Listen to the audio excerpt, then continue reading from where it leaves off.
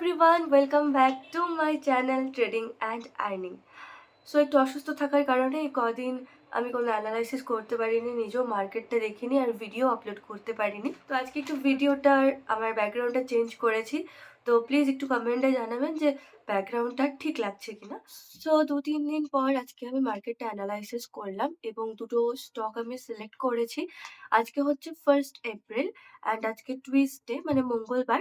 তো কালকে ওয়েডনেসডে বুধবার, বুধবারের জন্য মানে 2nd এপ্রিলের জন্য দুটো স্টক আমি অ্যানালাইসিস করেছি। তো সেই দুটো স্টক আমাদের খুবই পরিচিত। একটা হচ্ছে আপনার আদানি এন্টারপ্রাইজ এবং 2nd হচ্ছে পতঞ্জলি।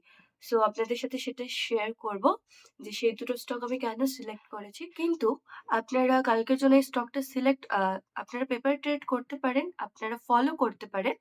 বাট আপনারা যদি রিয়েল ট্রেড করতে চান তবে অবশ্যই আপনার যে অ্যাডভাইজার রয়েছে বা ইনভেস্টমেন্ট যার কাছ থেকে আপনি শোনেন যে আপনার অ্যাডভাইজার ইনভেস্টমেন্টের, অবশ্যই তার সাথে আলোচনা করবেন, কনসাল্ট করে তবেই কিন্তু রিয়েল ট্রেড করবেন। সো চলুন দেখা যাক যে আমি কোন প্রসেসে বা কেন আমি এই দুটো স্টক আগামী দিনের জন্য অর্থাৎ 2nd এপ্রিলের জন্য সিলেক্ট করেছি। সো ফার্স্টেই আমি কিন্তু আমার ব্রোকার হাউসে গিয়ে আদানিকে আর পতঞ্জলিকে সিলেক্ট করে নিয়েছি। আমি আমার আগের একটা অ্যানালাইসিস ভিডিওতে এই প্রসেসটা কিন্তু শেয়ার করেছিলাম। সো ফার্স্টেই আমরা আদানির চার্ট প্যাটার্নের দিকে একটু চোখ রাখবো। তো স্ক্রিনে আমরা যেই চার্ট প্যাটার্নে ব্লু লাইনটা দেখতে পাচ্ছি সেটা হচ্ছে ইএমএ লাইন, 21 ডেজের ইএমএ লাইন, অর্থাৎ 21 ডেজের মানে 21 দিনের মুভিং অ্যাভারেজ মানে গড় মুভিং অ্যাভারেজটার কিন্তু এই লাইনটা, যেটাকে বলা হচ্ছে ইএমএ লাইন। এখানে ক্যান্ডেলগুলো ওয়ান ডে ক্যান্ডেল রয়েছে। লক্ষ্য করুন ইএমএ লাইনের ওপর অর্থাৎ ব্লু লাইনের ওপরে কিন্তু ক্যান্ডেলগুলো স্টে করেছে। তাছাড়াও R1 অর্থাৎ রেজিস্ট্যান্ট 1 মানে যে রেড লাইনটা দেখতে পাচ্ছেন সেটার উপরেও কিন্তু ক্যান্ডেলটা স্টে করেছে। অর্থাৎ R1 এর ওপরে মানে রেজিস্ট্যান্স 1 এর ওপরে কিন্তু ক্লোজিং হয়েছে।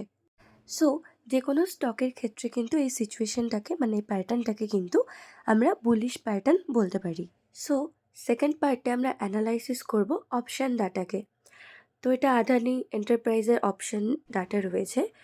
সো এখানে পুট সাইডে একটু লক্ষ্য করলে দেখতে পাবো আজকের যে স্ট্রাইক প্রাইসে ক্লোজিং হয়েছে, তো সেখানে পুট রাইটাররা কিন্তু অনেকটাই অ্যাড হয়েছে, মানে অনেকটা বেশি হয়েছে, পুট রাইটাররা অনেকটা পুট রাইট করেছে। এবং সেকেন্ড দিকে পাশাপাশি কল সাইডে দেখতে পারবো কল রাইট হয়েছে, তবে পুটের পরিমাণে কিন্তু অনেকটাই কম এবং ওভারঅল নিচে একটা কিন্তু গড় দেওয়া রয়েছে। সেখানে আমরা দেখতে পাচ্ছি যে পুট সাইডে কিন্তু কল সাইডের থেকে বেশি পুট রাইটার রয়েছে। পুট সাইডে total OI change 1,68,000 and call সাইডে -13,800। সো যে কোনো স্টকের ক্ষেত্রে এই প্যাটার্নটাকেও কিন্তু বুলিশ প্যাটার্ন বলা যায়। আমাদের সেকেন্ড স্টক হচ্ছে পতঞ্জলি। পতঞ্জলির ক্ষেত্রেও আমরা সেম দেখতে পাচ্ছি যে ইএমএ যে লাইনটা রয়েছে তার উপরে কিন্তু ক্যান্ডেলটা স্টে করেছে এবং তার সাথে সাথে কিন্তু কল পুট সাইডে কিন্তু পুট রাইট হয়েছে এবং কল সাইডে কিন্তু কল রাইটাররা কিন্তু মাইনাসে রয়েছে।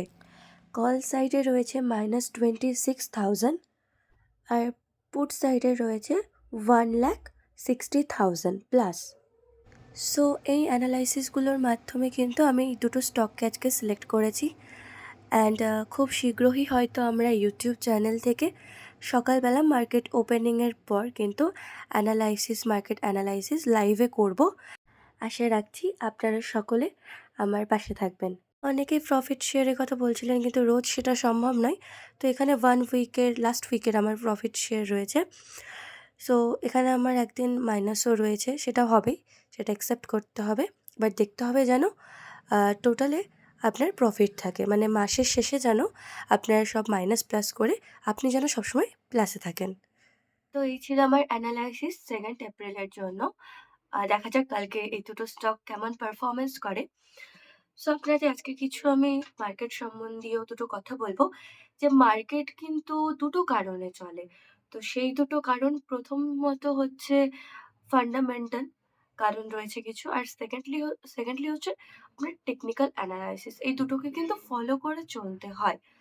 তবে কি হয়, কিছু সময় মার্কেটে অনেক সময় ব্যাড নিউজ এবং গুড নিউজ দুটোই আসে। বিশেষত আমাদের ট্রেডিং এর ক্ষেত্রে মানে ইন্টারডে এর ক্ষেত্রে আ বিশেষভাবে এফেক্ট করে না ফান্ডামেন্টাল দিকটা। টেকনিক্যাল অ্যানালাইসিস টাই ইম্পোর্টেন্ট। তবে কিছু সময় ওই ব্যাড নিউজ বা গুড নিউজ এর ক্ষেত্রে কি হয়, দুম করে মার্কেটটা ক্র্যাশ করে যায় বা একটা ভালো গুড নিউজ এ মার্কেটটা ভালো হয়। তো এই সমস্ত সাময়িক কিছু ঘটনা, তো সেগুলোকে কিন্তু আমাদের একসেপ্ট করতে হবে। অর্থাৎ আমাদের মার্কেটে যদি হঠাৎ করেই কোনো নিউজ আসে, তাহলে নাম্বার 1 টেকনিক্যাল অ্যানালাইসিস এবং নাম্বার 2 যেটা ফান্ডামেন্টাল, তো দুটোই কিন্তু কাজ করে না। সো এই ছিল আমার আজকের ভিডিওটা। আশা রাখছি ভিডিওটা আপনাদের জন্য অনেক হেল্পফুল হবে। And if you like my video, then like, share, comment and subscribe my channel. Follow for more.